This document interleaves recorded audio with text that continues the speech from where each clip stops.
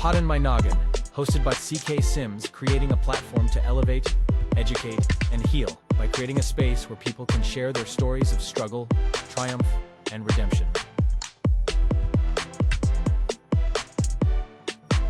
CKS Media. Hey everyone, and welcome back to another episode of Pot in My Noggin. I'm your host, CK Sims, and this week is just me doing a sort of a mid-year check-in, and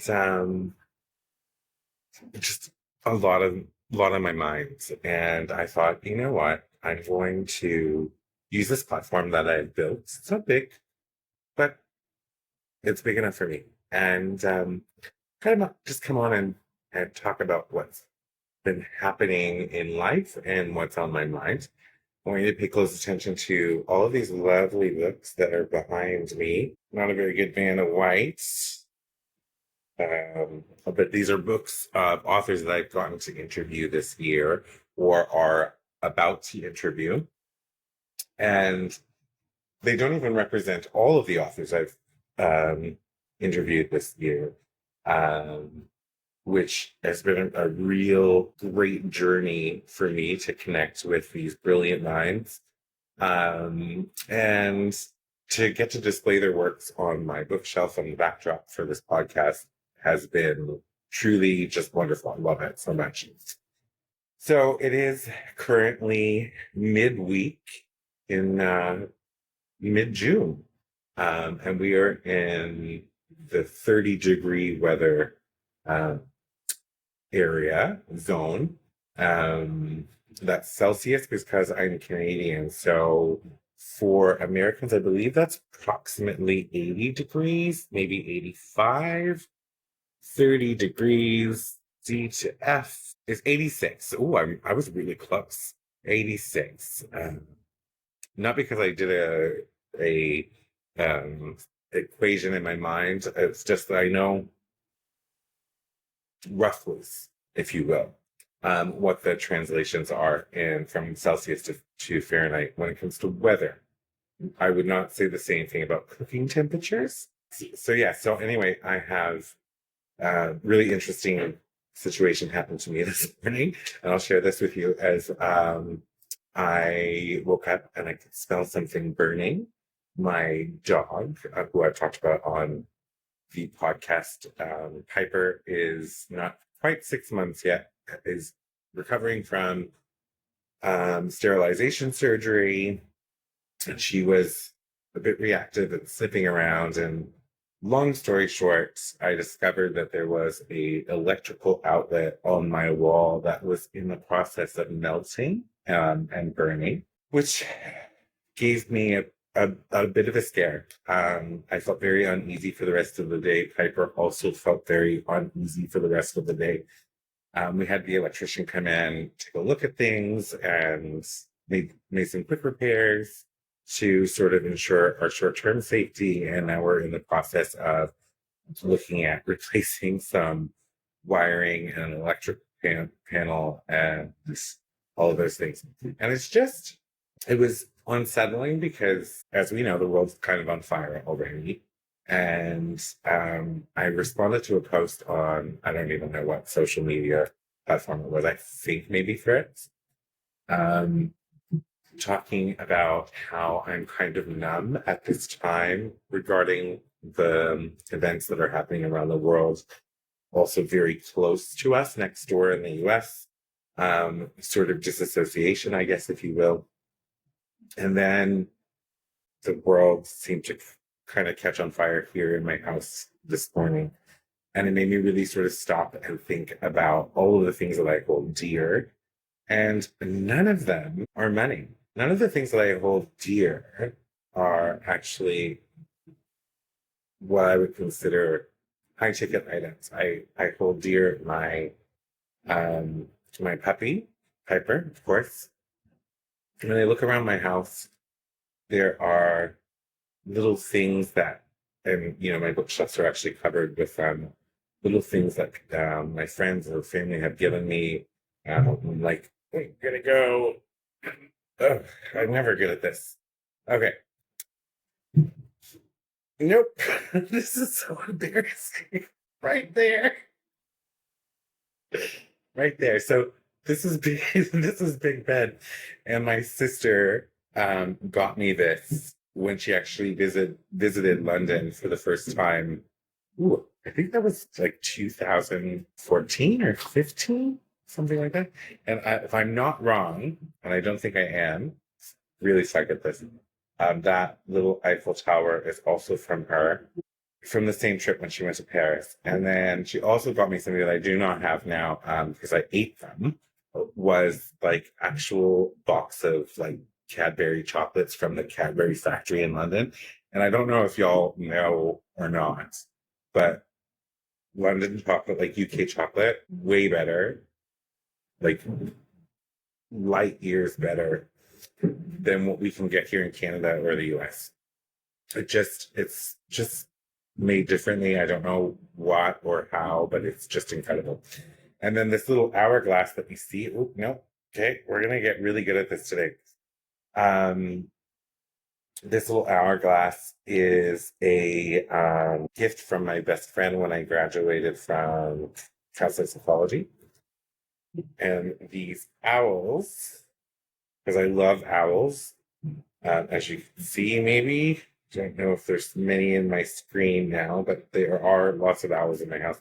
I'm obsessed with them, and I have owl everything. Those are from my other best friend. And so that's the stuff that I sort of thought about, like pictures that I might not be able to get back again, little mementos that mean so much to me. I am someone who is extraordinarily sentimental. So for me, while I might appreciate if a friend or family member buys me a big ticket item that I want, right? And when I say big ticket item, I mean like, a sewing machine. My bestie gave me a sewing machine and an embroidery machine for Christmas last year, and love it. Absolutely love it. I use it so much. It's very fancy, all those other things. However, my bestie is the type of person who I will randomly get these cute little packages in the mail, and they are filled with the most cute and thoughtful little items. I have anxiety, and it tends to get pretty strong when I'm traveling. So she got me this cute little turquoise traveling turtle, and it's like the size of my finger, and it goes on your keychain. And I love that traveling turtle. And when I'm traveling and I get anxious, especially in airports, I rub that turtle and think about that, the thought that went into that. So for me, I also have from the same best friend 2 scarves that are garganelle length, really, really long, that she knitted me, made me. And they mean more to me than most anything I've ever, they mean more to me than I think. They're on my top 10 list of like most prized possessions. And you'll often find that my most prized possessions are things that maybe didn't cost a lot, but were either homemade, handmade, or there was an incredible amount of thought that went into them. And those are my favorite things, always have been. I'm a granny at heart, if you will. I'm very much in my Nana era right now, and I say that not to be disrespectful at all. I love to quilt. I love to crochet. I crochet this blanket behind me, which you're probably wondering why it's on the back of my chair, seeming it's 30 degrees outside, but it just goes with the living room motif. And I have a rocking chair where I do my crochet, and I have my dog sitting in my lap. So this is just, life is beautiful. But so yeah, the fire being in the house this morning, and when I say fire, that's kind of an exaggeration. It really wasn't an active fire, but the outlet was melting. It was in the process of burning. So that made me pause and reflect on all the things that I am grateful and blessed for. Kind of step into a feeling of loss for a moment, like what I had time, if something was going to happen, to start grabbing things, if you will, and removing them from the home. And there was only things, my work computer, this computer and my work computer would have to come because this is how I earn money, right? Um, I bring my phone, but those things were not like up here on the list. My list was to get my puppy safely, but get my puppy safely outside and tethered somehow because she would run away. And then just the cute and wonderful, thoughtful little things that I have been given in my life that I cherish. I have a stuffy for every car that I've ever owned since I have been best friends with um, Cindy, and that those are absolutely um, something that I would have to go get. I know where they are. The latest stuffy Gus. He's actually just over there. He's not in my car, but my car was being used for something, so I moved him in here. And then Piper ended up kind of loving him and taking to him. So he's become Piper's plushie. But so these are the things that I think about when I think about wanting to get myself. And that this also brought me back to all of the fires that sort of ravaged California late last year, early this year, and how much loss happens during a fire. And those particular times, a lot of people, they were able to get out, but they probably were not able to get and bring things that they needed or they really wanted. And while they are only material, a simple trinket or a simple gift could mean so much to someone, and my heart breaks, obviously, for those people and for those people who have lost their homes during that time. So I just sort of got into a place of gratitude, and I'm just extraordinarily happy. I think I mentioned before that 2025 didn't start out so well for me. I was always in a state of anger and upset, as you can imagine why. You probably just heard a dog bark, and that is my Piper. She is my little princess, and I love her. And it's so fascinating how a dog can sort of just completely flip your mental health from 0 to 100 in such a short period of time. And I will say, I'll share this with you. When I got her, I think it was about 2 or 3 weeks after I got her, I was just sitting, and I guess I was holding on to a lot of stress, a lot of like anger and all those things. And I was looking at her. She was much smaller than she was. She was so small. I was looking at her, and I was sitting on the couch, and I was looking at her. I've said that like 15 times so far. And I just spontaneously burst into tears. It was just sobbing, weeping, looking at her, at how small and fluffy she was, and how adorable and cute she was, and how much love she had, and how like so quickly I became her person. Gosh, it was a lot of emotional release at once. I remember texting my best friend Cindy, who has gone through menopause, and I said to her, I think I'm having a menopausal moment. And she says, "Oh," and I said, I'm like, "Yeah." And I just told the story like I just told you. And then her response was, "No, dogs will just do that to you." And she has 2. And so Piper has been an absolute dream. I was not prepared, I will tell you. I was not prepared for how much energy puppies have. But I do actually believe that this little one has like way more energy than most puppies. There must be. Like it is never ending with her. So she, like I said at the beginning, she just had her sterilization surgery. And she needs to remain, well, it's been 8 days now. So she's sort of getting in that clear area. But like those first like 5, 6 days were so brutal because like she was on medication to keep her calm, but didn't do anything. Nada.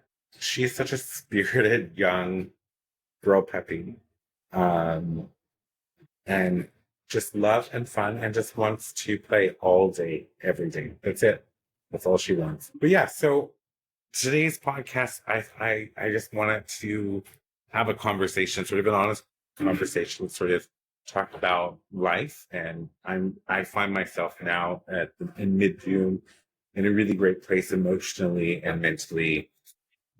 And if you're hearing noise, this is my puppy who has found an empty distilled water bottle beside my bed because I have sleep apnea. And has now chosen to chew and play with that. So we're just going to let that go, and hopefully the volume doesn't pick it up. So one of the things I wanted to do is acknowledge the world as it is, but it is hella messed up. It's amplified, right? So we've been through wars before. We've seen there's been outbreaks. The people have not been so inundated like this before. I feel like now, even more than ever. There's there's just no escape. So it's on the news, it's on any device. You can't go on any social media without seeing it. And so we're just being bombarded with these happenings. And so when I say that, I also automatically go to, I'm like, you're being bad. Or imagine the victims of these war crimes. I don't want to seem insensitive. I don't, because I'm not insensitive. My heart bleeds for these people who are suffering. I am absolutely 100% against Israel doing what it's doing. But I'm not against the Israeli people because they're people. And just like not everybody's for Trump, right? Trump is got his own agenda. So you can't hate an entire group of people because their leaders are acting in a certain way. We are literally no better than Israel doing what they're doing to Palestine. I mean, yes, they're not bombing them and killing them in droves, but it's the same structure. It's this hatred. It's this brute classification of everything. The whole Israel thing to stop. The people who are supporting this genocide need to be arrested and prosecuted. World leaders and organizations need to say enough's enough. Like, you are not the Israel of the Bible. You're not. Sorry. I still think that you are the chosen ones. You're not the ones. Those 144,000, they could be scattered all around the world. They do not necessarily need to be, for following the book here, located in Israel. So this whole not going against Israel because of some scripture, no. So they're not free from prosecution, and they do need to be prosecuted and held accountable. And it's just enough is enough at this point. It's the same thing with Putin. Like that whole situation with him in the Ukraine. The only difference with the Ukraine situation is Ukraine's fighting back and has the means of fighting back, whereas the Palestinians don't have the means to fight back. Not to the same degree. Hamas is a problem. Hamas, however you would say that, is a problem. They also need to be prosecuted and held accountable. The Palestinian people should not be killed because of Hamas.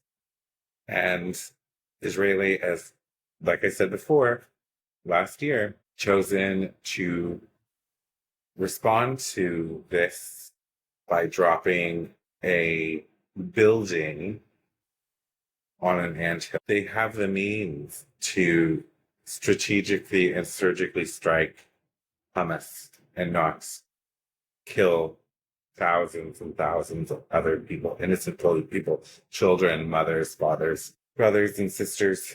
It's ridiculous.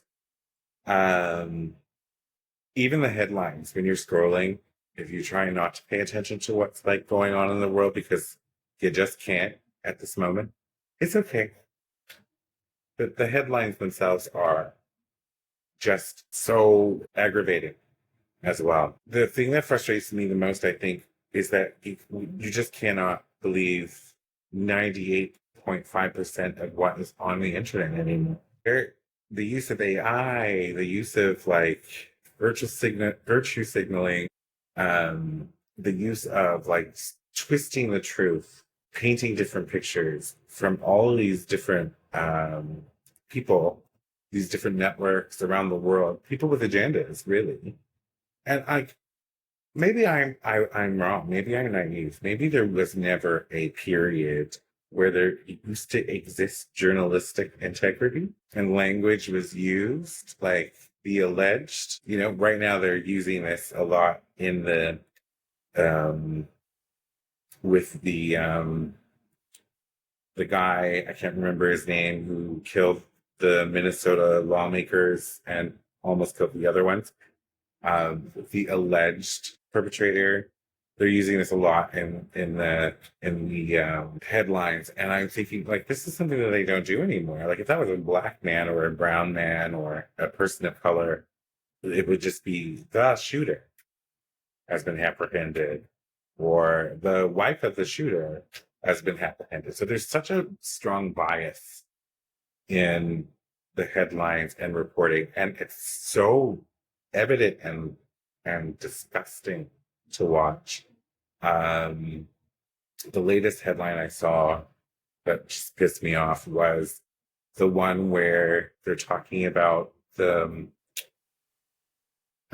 really bad with names, but the key mistakes the woman made that could have prevented the death of the 3 children, and it was the father who killed the 3 children. And I'm like, what the fuck? Like, seriously? Like, how are we putting this on the woman? Like, and what's mind-boggling to me is that we are allowing this. We are consuming the media and following the organizations that are actually using this bias, like, completely blatantly. And there's, like, zero accountability for that. Zilch. There's, like, it's almost like they feel untouchable. They feel that they can do as they wish, and there's no repercussions. But what we've noticed recently is that there are repercussions with the America's People Union, American People Union. I think it's what it's called. Gosh, I'm really bad with names, especially when I'm on the spot, just sort of talking. Target, for instance, has been boycotted by Black people because of the rollback of their DEI, and they've lost a lot of money, and they've doubled down. And so that hatred to them means more than earning dollars and staying afloat. It will impact them in the long run. We've seen that it's happening. We've seen the response to these boycotts. We've seen organizations that are smarter than that, like Costco, who I think is a mix of we're smarter than that, and also we do believe in DEI. But like, I feel like there was once a time where there was journalistic integrity, and shit would go sideways if a journalist spoke in such a way as to defame someone, right? And not speak in factual terms, like using the language like alleged or the spectator observed this based on this, and this is our opinion. Like, and I think we need legislation globally for this. I think that legislation should be enacted where any news that is not 100% fact-based needs to have a tag attached indicating that it is opinion. Because regrettably, the world is not smart enough to deduce for themselves. And I'm not saying the whole world, I'm just saying parts of the world, parts of people, humanity, are not smart enough to think for themselves and be like, this doesn't seem correct. This doesn't seem right. And to do extra research, to take it upon themselves to look at other reports and whatnot. And for me, I'm scrolling through social media and I'm looking at news articles, and I'm just like sickened by the bias and the shoddy reporting that's happening. Like, actual reporting, I don't know exists anymore. And I'm sure there are people out there who could be incredible reporters and want to be incredible reporters and uphold that journalistic integrity, but are finding it increasingly difficult in today's age. We're going to take a quick break and we'll be right back. Partner today with CK Sims and Pod and My Noggin to get in front of an audience that cares.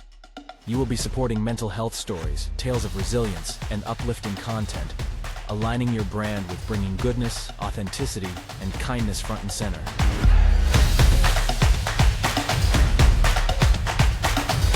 This spot could be yours. Do you have a story of struggle and resilience?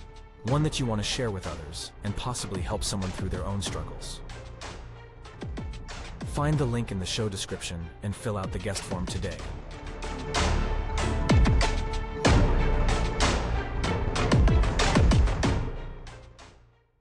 Welcome back, everybody. So we're talking about just things that are going on in the world right now. Let's talk about Trump's parades. You know, what's interesting about, right before the break, we're talking about just sort of the bias that exists in the media and reporting and all of those things. We're looking at Trump's parade, and it shows what we've seen on social media. I think it was a very low turnout. There shows to be a silent protest in how the soldiers are walking because they're not in step. But like, I don't know if we can trust that. That's the problem. I don't know if we can trust the images that we're seeing. I'd like to believe that it was a very low turnout. And I would like to believe that all of the images that we saw of the protest for No Kings were in fact factual and not elevated or misguided, because that would be amazing. That would be the right direction. But and I'm sure this is, the intent of Trump, for instance, of trying to get us to mistrust the media. And I think just as humans, we need to be more mindful of how we think for ourselves and how we deduce our own facts. So I see a lot of people out there who just blindly follow Trump and Fox News. Oh boy, you're not getting fact. You're getting smear campaigns and opinions and people who act and portray that they're deluded. And I say that someone who is a mega person or a Trump supporter may be like, no, CK, you are deluded. That's totally fair. And that's our divide, right? Our divide is so many things right now. We're talking about race, equality, DEI, human rights. I am getting to the point where I realize that most mega people, most Trump supporters are actually degenerates, like criminal people. And that's a bold statement to make. And I'm trying to work through it because I always try to be kind. I always try to think through the bigger picture. But if you know someone has committed crimes, which we know he has, and you are so out of touch with reality that you think it's just liberal smear campaign, like, I feel like you should be treated as a criminal and held accountable. Because how can we trust you to carry out your civic duties by voting and by, being a good American citizen if we can't trust you to see fact for what fact is? And that's fine. So I'm working through that because I do think you're deluded, and I do think that you're pretty much criminal if you are actively supporting what Trump is doing right now. And there's going to be because right now we're in that fuck around stage, right? And we've seen some of that find out happen on a low key level. I think anybody who has the ability to sort of reflect and think individualistically can look at the current events and see that we're still in the fuck around stage. We're heading for a really massive find out stage. And I, uh, this is where the kind part, this is my heart breaks for some of those people whose lives are going to be crushed based on the results of that find out stage. And it's coming, absolutely without question. It's going to come. And the people who held and hold, like Donald Trump and Elon Musk and JD Vance at such high regards, the people who created the Heritage Foundation and wrote Project 2025. Yeah, the find out stage is yet to come. And when it hits, it's going to hit hard. And then I feel bad for them. I feel bad for them already, but I feel bad for the people who are going to have those rude awakenings. And because they're in echo chambers, their belief system is as cemented as our belief system is that they're wrong and what Trump is doing is wrong. And we feel so vindicated and so righteous in our thought process that Trump is doing wrong things and the entire administration needs to be impeached, and most of Congress from the Republicans need to be like impeached and imprisoned. All of those things, because it just makes sense in our minds that what is happening is wrong, and it's going to continue to be wrong. The other side, the mega supporters, are as equally steadfast in their belief that we are wrong and that Trump is the Messiah, if you will, or the person who's really going to lead them out. And so I can sit here and say all day, all night that I feel bad for them and my heart bleeds for them. And they would laugh and say they don't need my pity or my thoughts and prayers because they feel just as right as I do about what they're doing as what I feel about what they're doing. Yeah, that makes sense. And that's such a hard place to be, right? I feel like right now, especially, we need to be open to hearing the conservative mega people out and trying to deeply understand why we're here and what it is they believe is the woke mind virus, or how we got here, or what they believe needs to be fixing. And if we listen more using our hearts, we could potentially come to an understanding. And maybe we'll never change their minds completely, but maybe we can help find middle grounds where it's a more neutral situation. But like, I think that's really important to remember when you're thinking about the other side and how mind-boggling it is to watch and how idiotic some of these people sound. And they do, to us, they do sound idiotic, but keep in mind that to them, we sound idiotic. If we go around and believe that we are right and they are shit, are we any better than they are? $1 million question, right? Or $1 trillion question. If we go around and we are open to trying to understand their plight in life, their place in life, how they believe we got here, what do they think needs fixing, maybe we too might learn something that we're missing, because there's a lot of blind rage on both sides.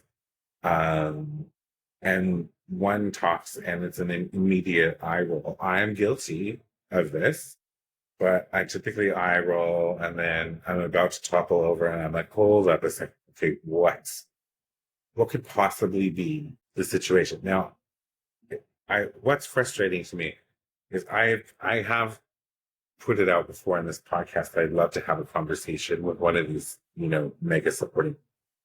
But to have a proper conversation, I needed to understand that we're just having a conversation, trying to attack each other. We're going to share what we believe, or we keep it civil, right? And that's one of the most important things I think we need now than ever, is to be able to keep things civil. So civil protest, right? And then having that same respect from the administration is allowing the people to protest because they have a right to. It's in their constitutional right. But civility, that is something we're missing right now that we need to get back really quickly. So the other thing is when we're looking at the headlines right now, we're looking at a headline that it is meant to grab or meant to evoke an emotion, but behind every single headline is a human life. To be a mother, a child, a father, brother, sister, friend. It's a human life that we're looking at. And there's been a lot of loss of human life lately. Too much loss of human life. So close to home too, as well in the US. And I'm focusing so much on the US because, we do have some issues here in Canada, of course, like every country, we have people who do say that they want to be annexed and become a part of the US. There's such a very tiny minority of people. And we do have people who truly hate our Prime Minister Carney and worship Trump. It's also a minority of people. However, the US right now is our neighbor. And I said this before. I have gone to the US hundreds of times and I've never had an issue. Some of my fondest memories will happen south of the border. Some beautiful people that I have met who are just warm and kind and wonderful and wholesome and the kind of people you would want to be friends with. I've met in the US who are American citizens. And for me, it hurts more. My heart totally goes out to and hurts for Palestinian people right now and Ukrainian people and Sudanese people. But it's a lot for the US because we had such a what I think great relationship, and I'd never gone to the US and felt unsafe before. I would now. I would never go across the border. At this point, I think at this point it's like I have videos on YouTube that indicate that I strongly dislike Trump and think he should be in prison. I want to stand by that. Based on records of what's happening at the border, it's not for me. So I think I focus on the US so much because I feel a sense of loss, um, a loss of freedom for one, like to be able to travel and to experience all the beauty that America has to offer.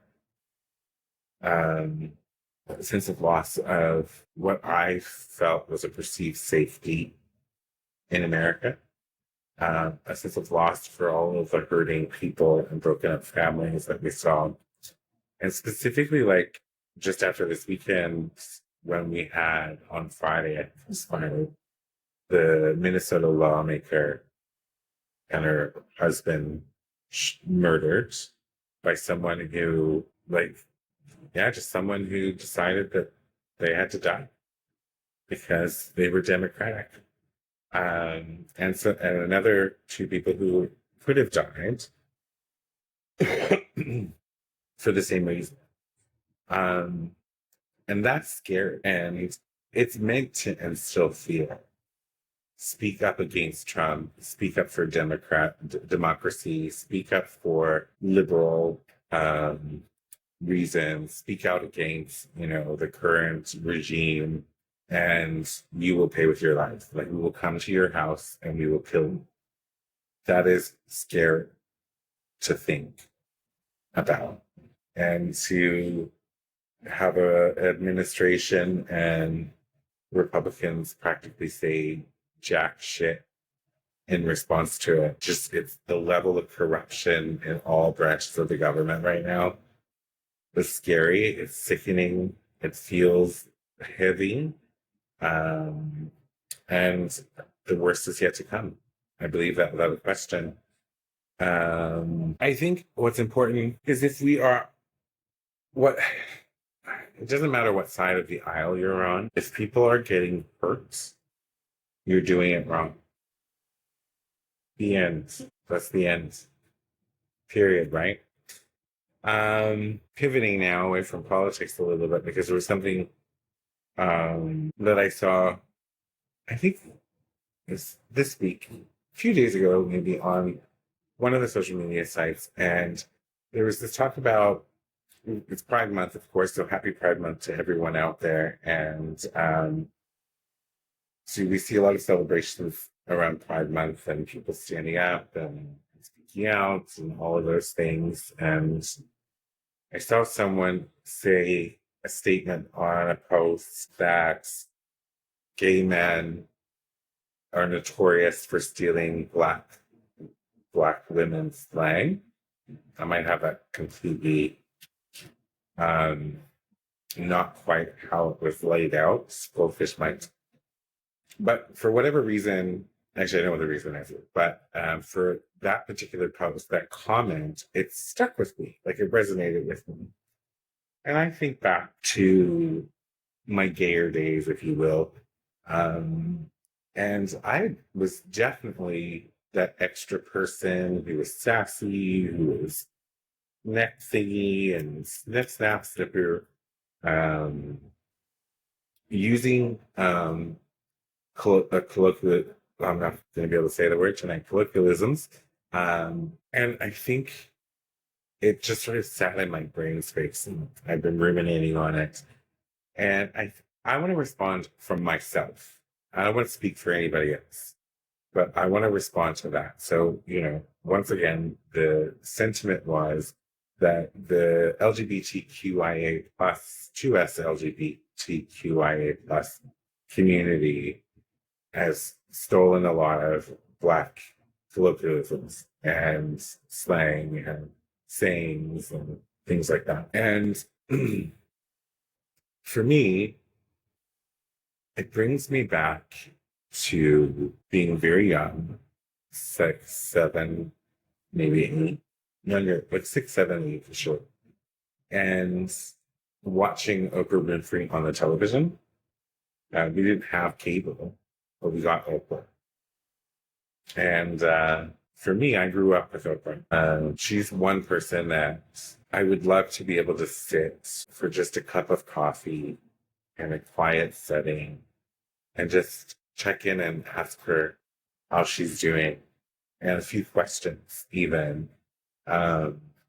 just about what part of the last however many years was her favorite, what was her biggest shock, what was her biggest lesson, and what does she look forward to. Like just simple conversation. And the adoration comes from just like I said, after school sitting down and watching Oprah Winfrey for throughout almost my entire childhood. It was on the television. And so this is where I think for me, some of those colloquialisms and slang pieces started to fit together in my head because I would listen to Oprah speak and hang off every word. I looked at her and saw just beauty. And truly, like I saw a queen, a woman who was very strong. She commanded attention and space and respect. And she was such a huge influence in my life growing up, watching that. And then I also remember growing up and seeing Whoopi Goldberg on the television and in movies and thinking to myself, like, this woman is absolutely incredible. And as I was thinking through this, I was realizing that a lot of my heroes are Black women. Alfre Woodard, Angela Bassett. Like there are so many that like Whitney Houston, Toni Braxton, powerhouse people who, whether it was from film to music to television, always gravitated towards the Black woman. And there was always something so just incredible about them. And it exists even so to this day.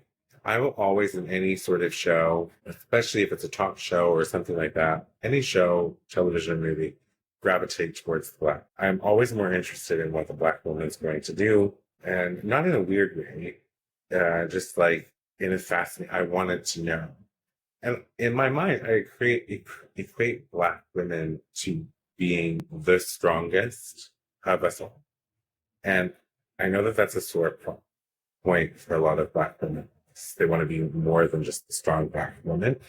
And I get that and respect that. But like, I'm just speaking from how I perceived Black women growing up.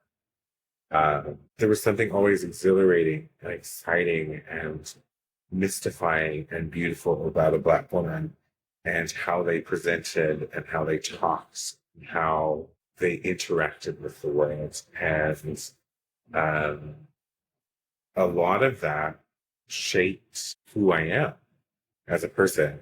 And I think that that's why, for me, I'm much tamer now than I was in my life before. But I think that that's why I borrowed so many of those Black colloquialisms, can't say the word, slang or terms or things like that. And they became a part of my identity as a thriving, flamboyant gay man, because it was this expression. And if I go a step further and say my observation in life is that for Black women, it doesn't matter what's going on, it seems. I don't speak for all Black women, I just speak for my observation. It doesn't matter what's going on, what the situation is, Black women will always show up,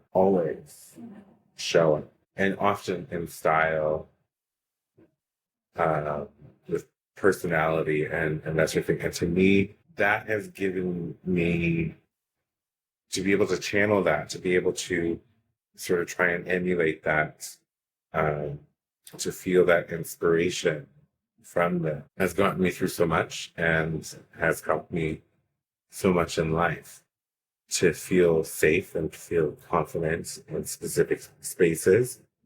And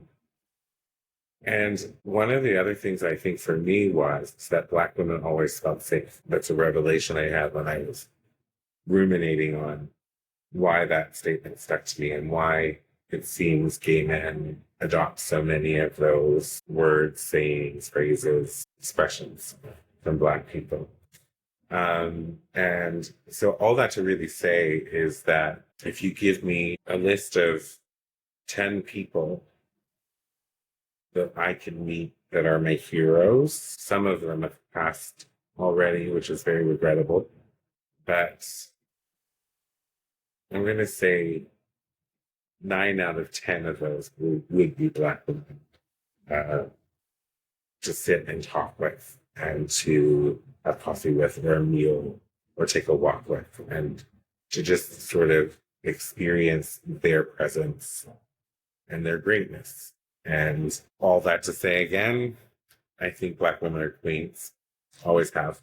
And how they always show up is something that has really stood out and impacted me in my life. And I'm always so careful. I'm always trying to never say anything that would offend anybody. But at the end of the day, my love for Black women is not sensationalized or sexualized or anything like that. It is just a mad respect for everything that they have to have overcome in their life, but they still show up and still do it with style. And I just think they should be queens and running the world. I do believe this, and women should run the world.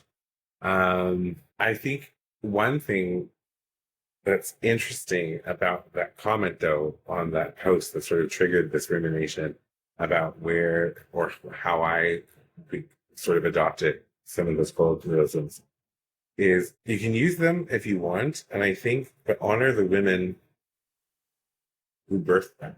Recognize where these sayings and these phrases come from.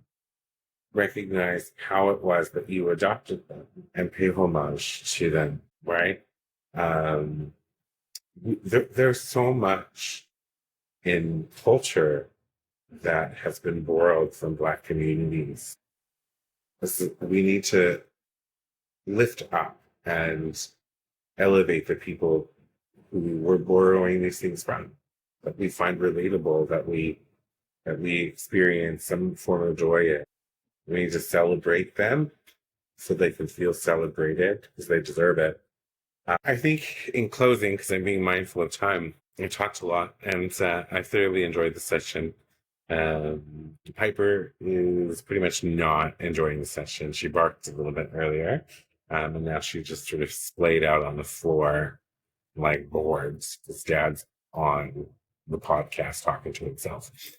But I would like to encourage everyone who is struggling or experiencing this particular time, read, don't just repost. Use your critical thinking skills. Recognize that as much as we feel that we are righteous in how we think from a liberal perspective, the conservatives have that same feeling.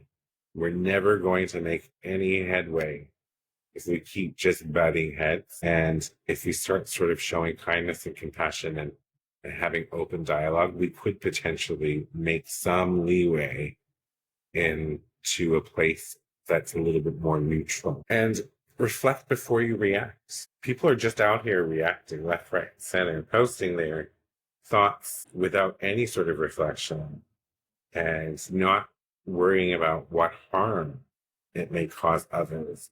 And I see it on both sides. I see it on both conservative and the liberal side. And, you know, we have to be really conscious as well about when we hear conservatives do it, we're so immediate to dismiss it, shut it down, roll our eyes, move on. When we see liberals do it, we tend to attach to that sensationalization, and because it's an echo chamber, it feels like us, it mirrors our values, so we're going to associate and attach to that, and we're going to react to it. But reflect before react. Because if we could pause before we react, we could perhaps do greater justice in our delivery of what we really want to say and what we really hope others receive. So I think I made a few notes over here. That's why you see me looking to the side. And I must have my settings on my camera messed up because I am pointing over here, but okay, I did. I am not, like I've said a million times before, I am not some expert editor or videographer. If I were, I probably would have a lot more followers and be way more successful than I am. Just me, with my editor B, who is really good, but this is a part-time gig for them. So you get what you get, right? I want to mention before we continue, I am not perfect. I'm just here trying to grow out loud with you. I want to be transparent and have conversations. And I'm going to close with this one thing. I realized recently that I believe that I was being 100% authentic in all of my podcast episodes. And I was thinking on it, ruminating again. I do a lot of rumination. And I thought to myself, I'm like, I don't know if I am. I think to a degree, I am. I'm practicing kindness and creating safe spaces. These are all very authentic things for me to do. However, I think that I have applied my professional filter sometimes in how I react. And I'm a little bit more animated in life, and a little bit more sassy, not unkind, sassy. And I'm very dirty minded, slightly vulgar, fully vulgar. And so I think that there's been a component of, you know, being professional and wanting to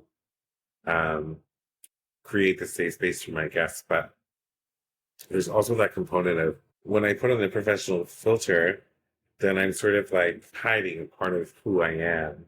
And I've been thinking and pondering what it would look like for me to just be truly authentically CK on the show. And like, I have no filter, but then that goes against what I just said about reflect before reacting.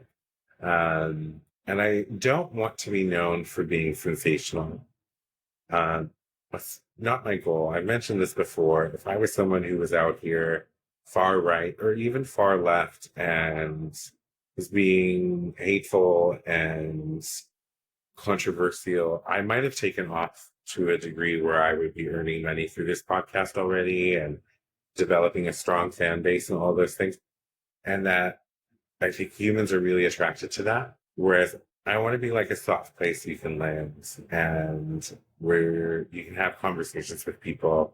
You can hear conversations with people about their experiences and learn something and know that you're not alone and that sort of thing. So I wonder if I can continue to do that and not be sensational, but also be a little bit more myself, vulgarity and all, which is not everybody's cup of tea. So I think, well, there's time and place, but I think maybe I need to lean into just sort of less of a filter. And if I want to say fuck, I'm going to say fuck.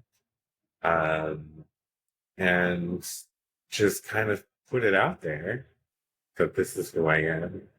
Don't want to be someone who isn't real and transparent. And I don't believe I haven't been real and transparent to date. It's just that I wonder if that professional filter takes away from who I really am and what I can offer. But more on that later. So I'm going to close this podcast with thanking everybody for tuning in. I really appreciate it. I think we're on like 82nd, 83rd episode at this point, which is absolutely bonkers. And I absolutely enjoy filming every single one. And I think I just want to be good to each other. And then when that feels hard, just try not to cause harm.